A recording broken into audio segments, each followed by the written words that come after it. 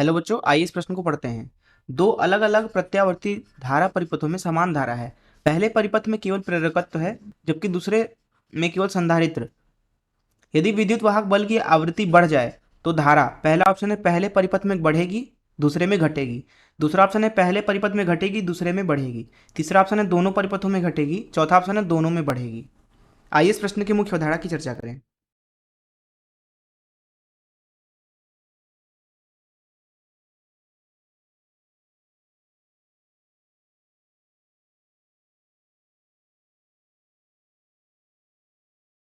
मान लीजिए हमारे पास में एक शुद्ध प्रेरक परिपथ है कुछ इस तरीके से, तथा यहाँ पे एक शुद्ध संधारित्र परिपथ है। मान लीजिए प्रेरक का प्रेरकत्व L है, संधारित्र की धारिता C है। यहाँ पे मान लीजिए धारा I प्रवाहित हो रही है तथा विभव जो है वो VL है। वहीं यहाँ पे मान लीजिए धारा I है, अर्थात दोनों परिपथों में हमने धारा समान ले लिया तथा यहाँ पे जो विभव लगाया जा रहा है मान लीजिए वो VC है।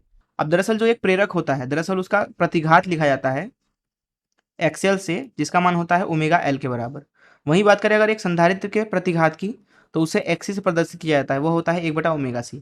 अब यहाँ पे जो ओमेगा होता है वो दरअसल है यहाँ पे लगाए गए निवेश की कोणीय आवृत्ति है। दरअसल यहाँ पे धारा का मान लिखा जा सकता है बिल्कुल प्रतिरोध की तरह, V बराबर आई आर जिस तरीके से होता है, अर्थात I बराबर V बटे आर, उसी तरीके से यहाँ लिखा जाता है I बराबर VL बटे आर की जगह पे यहाँ पे आता है XL, तो इसको लिखा जा सकता है VL भागे ओमेगा L के बराबर। वहीं यहाँ पे धारा को लिखा जा सकता है VC भागे XC के बराबर, और XC का मान होता है 1/ओमेगा C, तो ये हो जाएगा VC गुणे ओमेगा C के बराबर। तो इस मुख्य अवधारणा का इस्तेमाल करके आइए इस प्रश्न को हल करें। बोला जा रहा है कि अगर हम आवृत्ति बढ़ाते हैं तब धारा पे क्या अंतर पड़ेगा।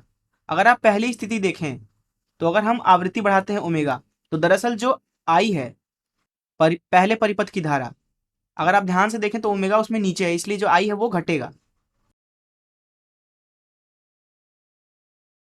ये हो गया पहले परिपथ के लिए, अर्थात पहले परिपथ में ये होने वाला है।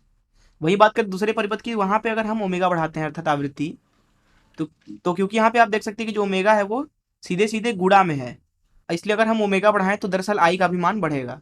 अर्थात दूसरी स्थिति में अगर हम बात करें तो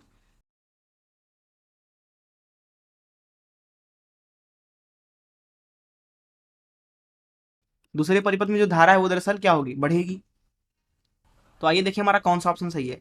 जैसा कि यहाँ पे आप देख सकते हैं कि दूसरा ऑप्शन कह रहा है कि पहले परिपथ में घटेगी दूसरे में बढ़ेगी, इसलिए जो दूसरा ऑप्शन है वही सही हो जाएगा। मैं आशा करता हूँ कि आपको इस प्रश्न का हल जरूर समझ में आया होगा। धन्यवाद।